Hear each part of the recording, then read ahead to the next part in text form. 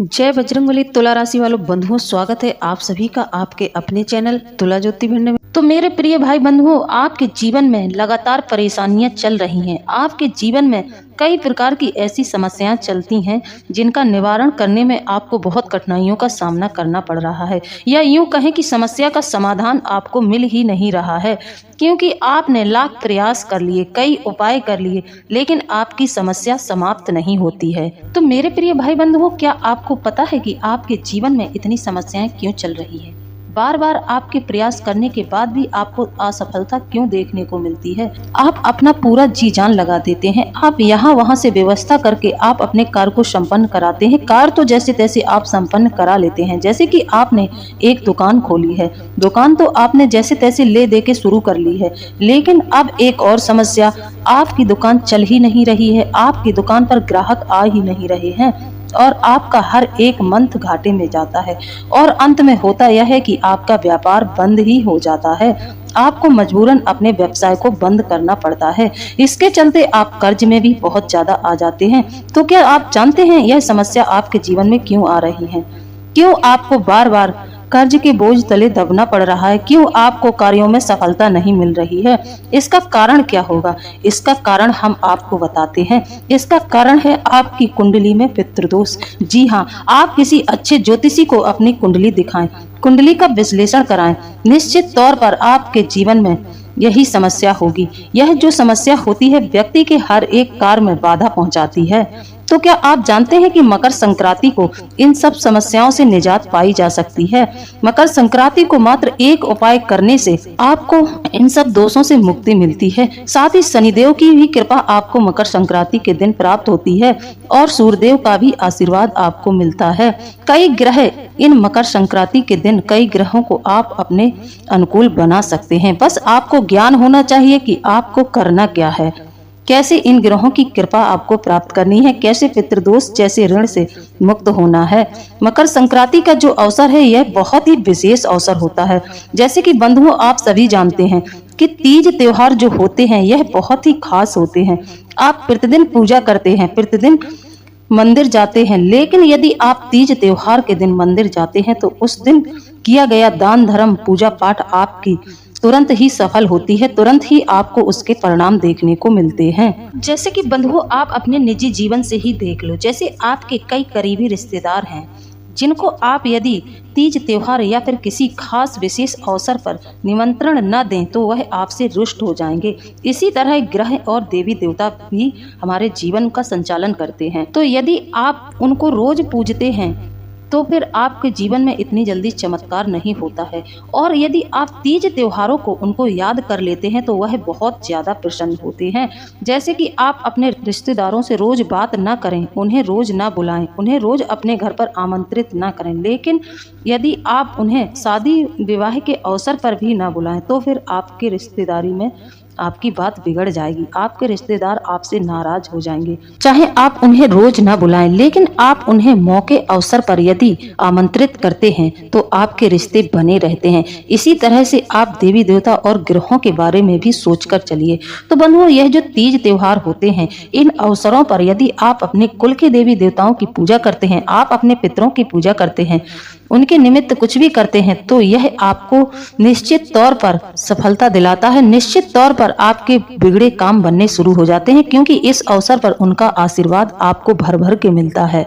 वह प्रसन्न हो जाते हैं। जैसे कि आप अपने पूर्वजों को रोज याद न करें, अब जैसे कि श्राद्ध पक्ष आता है तब आप उन्हें याद करते हैं, तो इतना करने से ही आपके पूर्वज आपसे प्रसन्न हो जाते हैं, आपके ऊपर अपनी कृपा बरसाना शुरू कर देते हैं। ऐसा ही कुछ आप अपने कुलदेवी के साथ भी कर सकते हैं। यदि आप उन्हें तीज त्योहार को याद करते हैं तो उनकी भी छाया आपके ऊपर बनी रहती है। जब आपके पितृ पूर्वज और कुल के देवी देवता आपसे प्रसन्न है तो फिर आपसे आपके सभी देवी देवता प्रसन्न होंगे। सभी देवी देवताओं का आशीर्वाद आपको प्राप्त होगा, ग्रहों का भी आशीर्वाद आपको प्राप्त होगा। जैसा कि बंधुओं, आप सभी जानते हैं, ज्यादातर लोगों की कुंडली का हमने आकलन किया है, लोग पितृदोष से बहुत पीड़ित हैं। ज्यादातर लोगों के जीवन में दो ही दोष निकलते हैं, या तो मांगलिक दोष या फिर पितृदोष। इन दोषों से लोग बहुत ज्यादा आज के समय में पीड़ित हैं। हर एक व्यक्ति के अगर 100 लोगों ने कुंडली दिखाई है तो उनमें से 50 लोग पितृदोष और मांगलिक दोष से पीड़ित हैं।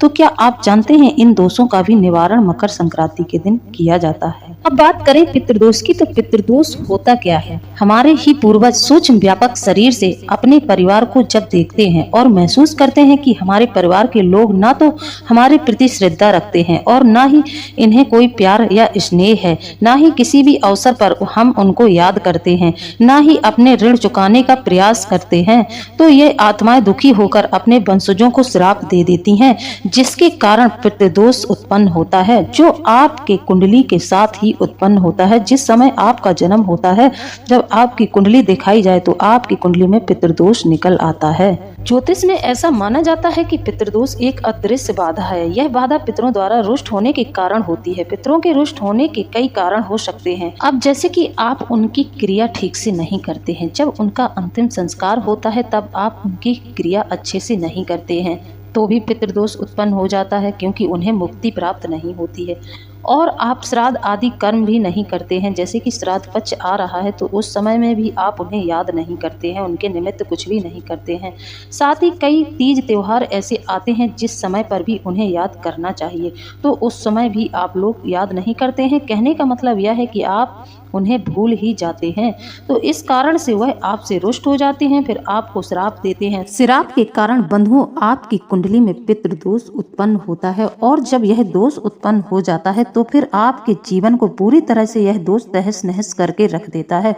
जैसे कि आपके हर एक कार्य में बाधा आना, आपके व्यापार में नुकसान होना, कर्ज की स्थिति को बढ़ते जाना, परिश्रम के अनुसार फल न मिलना, विवाह या वैवाहिक जीवन में समस्याएं आना, कैरियर में बार बार समस्याएं आना। संक्षिप्त में कहें तो जीवन के हर क्षेत्र में व्यक्ति और उसके परिवार को बाधाओं का सामना करना पड़ता है। पितृदोष होने पर अनुकूल ग्रहों की स्थिति, गोचर दशाएं होने पर भी शुभ फल नहीं मिल पाते हैं। कितना भी पूजा पाठ देवी देवताओं की अर्चना की जाए, लेकिन उसका भी पूर्ण फल हमें प्राप्त नहीं होता है। तो क्या बंधुओं आप जानते हैं कि यह जो दोष होता है यह हमें कितने प्रकार से प्रभावित करता है।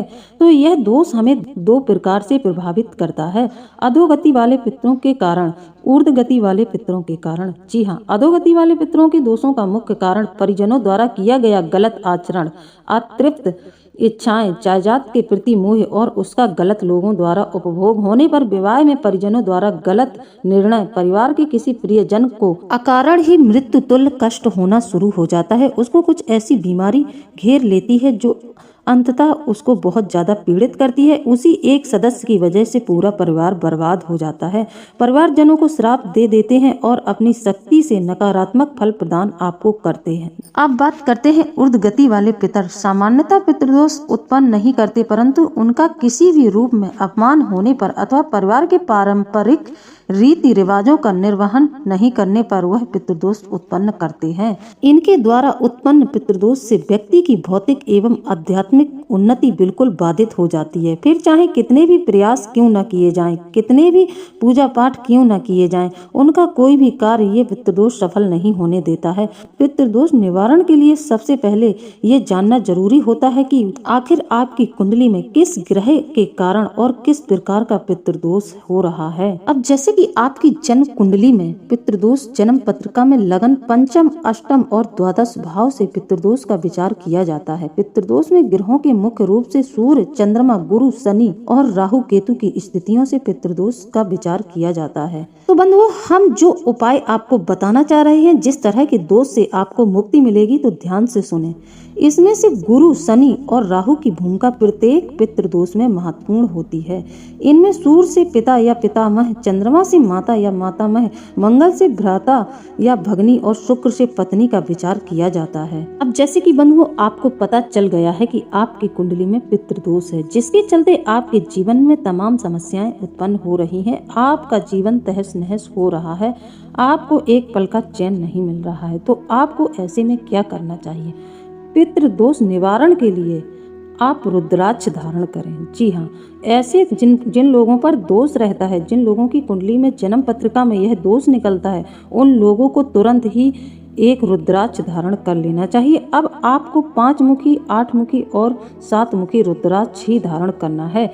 इस तरह का रुद्राक्ष यदि आप धारण करते हैं तो आपको इस दोष से मुक्ति मिल जाती है। पूर्णतः तो यह दोष कभी भी समाप्त नहीं होते हैं, क्योंकि यह आपके जन्म से ही आया है, लेकिन इनमें कमी देखी जा सकती है।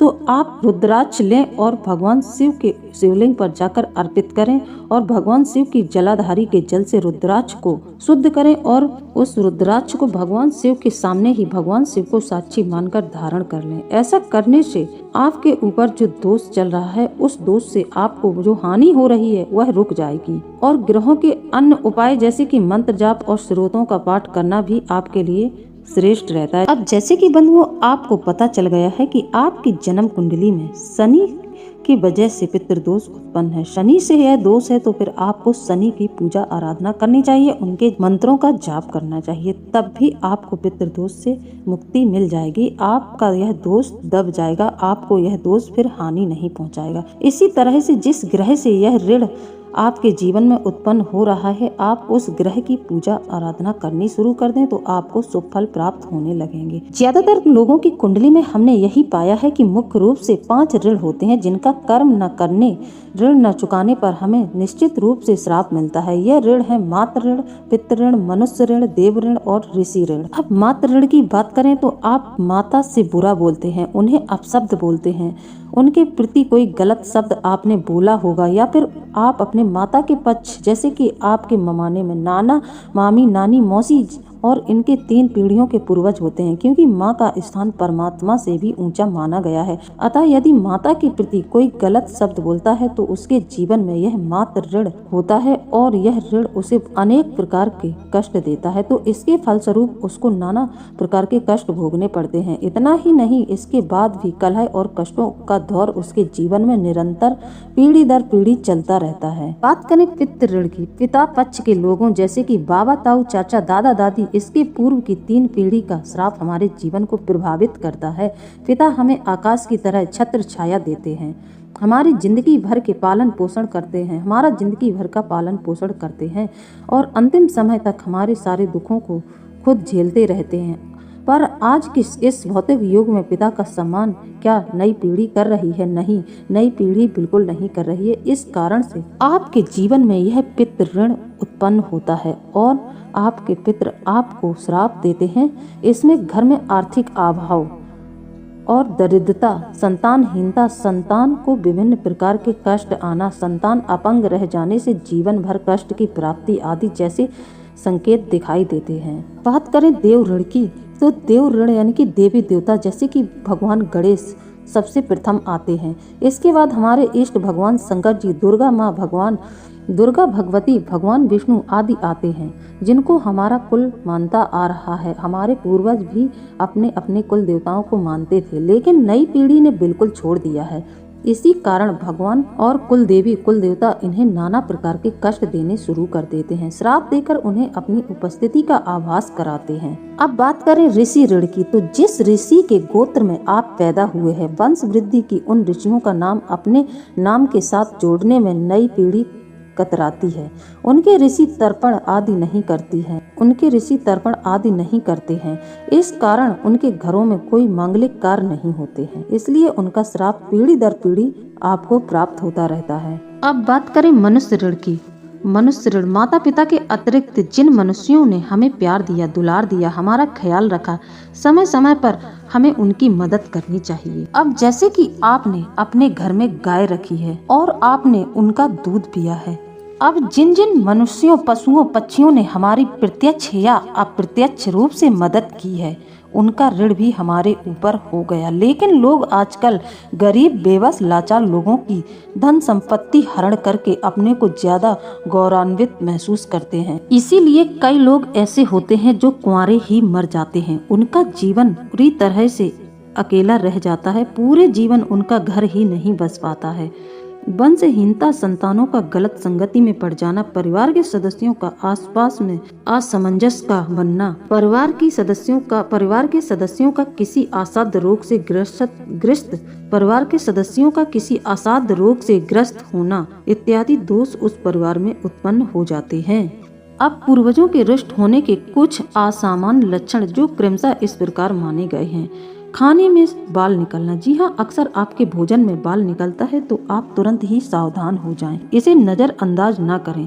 बहुत बार परिवार के किसी एक ही सदस्य के साथ उसके खाने में बाल निकलता है। एक ही सदस्य के साथ बार बार उसके खाने में बाल निकलता है। यह बाल कहाँ से आया इसका कुछ पता नहीं चलता है। यहाँ तक कि वह व्यक्ति यदि रेस्टोरेंट आदि में भी भोजन करता है तो वहाँ पर भी उसके खाने में बाल निकल आता है। और यदि आपको बिना कुछ किए ही बार बार कलंक लगते हैं, आरोप आपके सिर पर ही मढ़ा जा रहा है, तो यह सबसे बड़ा संकेत है कि आपके पूर्वज आपसे नाराज हैं। आपके मान सम्मान में इसी वजह से कमी आ रही है। जैसे कि जो कार्य आपने किया नहीं है उस कार्य को आपके मुड़े मत्थे मढ़ दिया जाएगा। अब कुछ लोगों की यह समस्या भी रहती है कि उन्हें अपने घर में कई तरह की दुर्गंध आती रहती है। यह भी नहीं पता चलता कि दुर्गंध कहाँ से आ रही है। कई बार इस दुर्गंध से आप बहुत ज्यादा परेशान हो जाते हैं। तो बंधुओं, यदि आपके घर में इस तरह की दुर्गंध आ रही है तो फिर आप तुरंत ही सावधान हो जाएं। कहीं न कहीं आपके ऊपर पितृ दोष या फिर मातृ ऋण या फिर किसी भी प्रकार का दोष जरूर है। आपके घर में आपके घर के किसी सदस्य के ऊपर यह दोष जरूर है। तो आपको तुरंत ही इसका हल निकालना चाहिए। इस समस्या का समाधान करने की सोचना चाहिए। जैसे कि आपको पता चल जाता है आपके घर के इस हिस्से से बदबू बहुत ज़्यादा आ रही है तो आप उस हिस्से की साफ सफाई कराएं और वहाँ कुछ न कुछ ऐसा करें, एक पौधा लगा दें और वहाँ पर आप इत्र छिड़कना शुरू कर दें। इससे भी आपके घर का यह दोष दबना शुरू हो जाएगा। जैसे कि कई लोगों के मरे हुए पूर्वज बार बार सपने में आते हैं। स्वप्न में बार बार पूर्वजों का आना या फिर असल जिंदगी में आपके पिता से नहीं बनती है। आपका झगड़ा आपके पिता के साथ काफी सालों से चला आ रहा है। पिता ने मरते समय अपने पुत्र से मिलने की इच्छा जाहिर की परंतु पुत्र मिलने नहीं आया। इस दौरान यदि पिता का स्वर्गवास हो जाता है तो उनके मन में यह बात लगी चली जाती है। उनके मन में इस बात का संताप बना रहता है। अब कुछ समय बाद यदि आपका मित्र आपके पास आकर यह बात कहता है कि मैंने आज स्वप्न में आपके पिता को बिना कपड़ों के देखा है। ऐसा स्वप्न पहले भी कई बार आ चुका है। कभी कभी ऐसा होता है कि आपका कोई त्योहार ठीक से नहीं मनता है। आपके त्योहार मनाने में भी कई प्रकार की विघ्न आती हैं या फिर कोई उत्सव आपके घर पर हो रहा है। ठीक उसी समय कुछ न कुछ ऐसा घटित हो जाता है कि जिससे रंग में भंग डल जाता है। ऐसी घटना घटित होती है कि खुशी का माहौल मातम में बदल जाता है। मेरे कहने का तात्पर्य यह है कि शुभ अवसर पर कुछ अशुभ घटित होता है। यह आपके पितरों के असंतुष्ट होने का संकेत है कि वह आपसे असंतुष्ट हैं, नाराज हैं। अब इसी प्रकार से कई प्रकार की समस्याएं आपके जीवन में चलती रहती हैं। जैसे कि घर के किसी एक सदस्य का कुंवारा रह जाना। आपके लाख प्रयास करने के बावजूद भी उसका रिश्ता पक्का नहीं होता है। बंधुओं, आपने यह देखा होगा और अनुभव किया होगा कि बहुत अच्छा युवक है, कहीं कोई कमी उसमें नहीं है, लेकिन फिर भी शादी नहीं हो रही है। एक लंबी उम्र निकल जाने के पश्चात भी शादी नहीं हो पाना कोई अच्छा संकेत नहीं है। या घर में पहले ही किसी कुंवारे व्यक्ति की मृत्यु हो चुकी है तो उपरोक्त स्थिति बनने के आसार बढ़ जाते हैं। इस समस्या के कारण का भी पता नहीं चलता है। जैसे कि आप कोई प्रॉपर्टी खरीदना चाहते हैं या फिर नया भवन निर्माण करवाना चाहते हैं तो उसमें बाधाएं आनी। आपका प्रॉपर्टी संबंधी कार्य पूरा हो ही नहीं पाता है। मकान, दुकान या जमीन का एक हिस्सा किन्हीं कारणों से बिक नहीं पा रहा है। जी हाँ, यदि आप अपनी प्रॉपर्टी को बेचना चाहते हैं तो आप उसका एक हिस्सा कभी नहीं बेच पाएंगे। यदि कोई खरीदार मिलता भी है तो बात नहीं बनती। यदि कोई खरीदार मिल भी जाता है और सब कुछ हो जाता है तो अंतिम समय पर सौदा कैंसिल हो जाता है। इस तरह की स्थिति यदि लंबे समय से चली आ रही है तो यह मान लेना चाहिए इसके पीछे अवश्य ही कोई अतृप्त आत्मा है जिसका उस भूमि या जमीन के टुकड़े से कोई संबंध रहा होगा। संतान का न होना, मेडिकल रिपोर्ट में सब कुछ सामान्य होने के बावजूद भी संतान से आप वंचित हैं। हालांकि आपके पूर्वजों का इससे संबंध होना लाजमी नहीं है, परंतु ऐसा होना बहुत हद तक संभव है। जो भूमि किसी निसंतान व्यक्ति से खरीदी गई हो, जैसे कि आपने जो भूमि खरीदी है किसी निसंतान व्यक्ति की वह भूमि है, उसके पहले से ही कोई औलाद नहीं थी। ऐसे व्यक्ति की यदि आपने भूमि खरीदी है तो निश्चित तौर पर आपकी कुंडली में यह योग बन जाएगा, आपके ऊपर यह दोष लग जाएगा और आप निसंतान हो जाएंगे। तभी तो बड़े बुजुर्ग हमारे कहते थे कि कभी भी नाठ या थर वाली जमीन नहीं लेनी चाहिए, यह हिस्सा कभी भी फलित नहीं होता है। लेकिन आज के समय में लोग यह करते बिल्कुल नहीं कतराते हैं। उन्हें अगर कहीं मुफ्त का मिल रहा है तो तुरंत ही दौड़ पड़ते हैं। बाद में उनके जीवन में चाहे जितना तूफान बना रहे, वह अभी की सोचते हैं लेकिन बाद की नहीं सोचते हैं। हमारे शास्त्रों में भी इस बात का वर्णन किया गया है। अब इन दोषों से मुक्ति पाने के लिए ज्योतिषी आपको कई प्रकार के उपाय बताते हैं। जैसे कि कोई आपको कहेगा कि आप षोडश पिंडदान करें या सर्प पूजा करें, ब्राह्मण को गौ का दान करें, कन्या दान करें, कुआं, बावड़ी, तालाब आदि बनवाना शुरू कर दें, मंदिरों के प्रांगण में पीपल, बरगद आदि वृक्ष लगवाना शुरू करें एवं विष्णु मंत्रों का जाप करवाएं। प्रेत श्राप को दूर करने के लिए श्रीमद् भागवत का भी पाठ कराना चाहिए। अब हमारे वेदों और पुराणों में पितरों की संतुष्टि के लिए मंत्र, स्रोत एवं सूक्तों का वर्णन किया गया है, जिसके नित्य पठन से व्यक्ति के जीवन में किसी भी प्रकार की पितृबाधा हो वह शांत हो जाती है। अगर नित्य पठन संभव न हो तो कम से कम तीज त्योहार या फिर अमावस्या के दिन आप इन स्रोतों का पठन कर सकते हैं। कृष्ण पक्ष अमावस्या अर्थात पितृपक्ष में अवश्य करना चाहिए। वैसे तो कुंडली में किस प्रकार का पितृदोष है, उस पितृदोष के हिसाब से पितृदोष शांति करवाना अच्छा होता है। यदि आप भगवान शिव की भी पूजा करते हैं तब भी आपको इन दोषों से मुक्ति मिल जाती है और आपके सारे दोष समाप्त हो जाते हैं और यह दोष शांत होकर आपको शुभत्व की प्राप्ति करवाते हैं, यानी कि शुभ फल देना शुरू करते हैं। मंत्र जाप प्रातः या फिर सायं काल में ही करना चाहिए। अब हम आपको एक मंत्र बता रहे हैं जो इस दोष से आपको पूर्णतः मुक्त कराएगा। भगवान शिव के सामने बैठकर ओम तत्पुरुषाय विद्महे महादेवाय च धीमहि तन्नो रुद्रा प्रचोदयात् आप इस मंत्र का जाप भगवान शिव के सामने बैठकर करेंगे तो यदि आपके ऊपर किसी भी प्रकार का दोष है तो वह दोष आपका शांत हो जाएगा और आपको शुभ फल प्राप्त होने शुरू हो जाएंगे। अब आपको पता चल गया है कि आपकी जन्म कुंडली में पितृ ऋण है या फिर किसी भी प्रकार का ऋण है तो आप अपने माता पिता बुजुर्गों का सम्मान करें। सभी स्त्रियों का, कुल की जो आपकी स्त्री हैं, आपके घर में जितने सदस्य हैं सबका सम्मान करें और उनकी आवश्यकताओं की पूर्ति करते रहने से पितर हमेशा प्रसन्न रहते हैं। पितृदोष जनित संतान कष्ट को दूर करने के लिए हरिवंश पुराण का भी आप मंदिर में जाकर दान कर सकते हैं या फिर आप इसका श्रवण भी कर सकते हैं। स्वयं नियमित रूप से भी आप इसका पाठ कर सकते हैं। आप दुर्गा सप्तशती का भी पाठ कर सकते हैं प्रतिदिन और सुंदरकांड का भी पाठ कर सकते हैं। इन पाठों के करने से भी इस दोष में कमी आती है। साथ ही नियम बना लें कि अमावस्या वाले दिन आप किसी मंदिर में जाकर अपने पूर्वजों के नाम से दूध, चीनी, सफेद कपड़ा, दक्षिणा आदि किसी मंदिर में देना शुरू कर दें। हर एक अमावस्या के दिन आपको यह दान करना चाहिए। किसी मंदिर के प्रांगण में संभव हो तो आप एक पीपल का वृक्ष रोपण करें, वृक्ष लगाएं, उसकी देखभाल करें। इससे भी आपको इस दोष से मुक्ति मिल जाएगी। अब यदि आपने किसी का हक छीना है या किसी मजबूर व्यक्ति की धन संपत्ति का हरण किया है तो आप अपनी गलती को तुरंत सुधार लें। उसका हक या उसकी संपत्ति उसको अवश्य लौटा दें। अब आप एक कार्य और कर सकते हैं। आप अपने घर के वायव्य कोण यानी कि नॉर्थ और वेस्ट में नित्य सरसों के तेल का दीपक जला सकते हैं।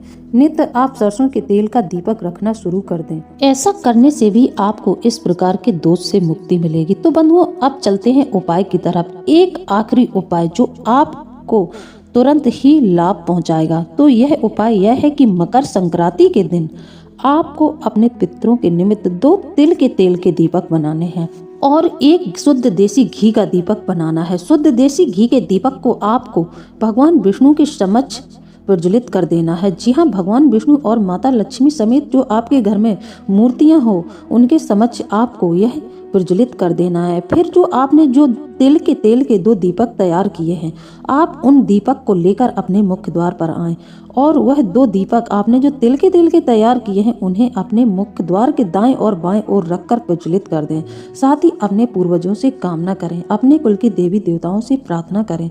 फिर देखना जितने भी कष्ट परेशानी चल रहे हैं वह सब समाप्त हो जाएंगे और आपको अपने पूर्वजों की प्रसन्नता और कुल देवी की प्रसन्नता प्राप्त होगी, उनका आशीर्वाद प्राप्त होगा। वह आपसे प्रसन्न हो जाएंगे कि आपने उन्हें तीज त्योहार पर याद करना शुरू कर दिया है। आपने उन्हें मकर संक्रांति के दिन याद किया है। साथ ही आप पर शनिदेव की भी कृपा होगी, सूर्यदेव की भी कृपा होगी और आपको इन ग्रहों के भी शुभ फल प्राप्त होने लगेंगे। तो यह उपाय बहुत जरूरी है। जो लोग वर्ष में एक बार इस उपाय को करते हैं उनके जीवन में किसी भी प्रकार की समस्या नहीं रहती है, समस्याओं का अंत हो जाता है। तो बंधुओं, यदि जानकारी अच्छी लगी हो तो आप हमें कमेंट के माध्यम से जरूर बताएं। इसी के साथ अब हम वीडियो को समाप्त करते हैं। मिलते हैं अगले ज्ञानवर्धक वीडियो में। जय बजरंगबली, जय बाबा भोलेनाथ, धन्यवाद।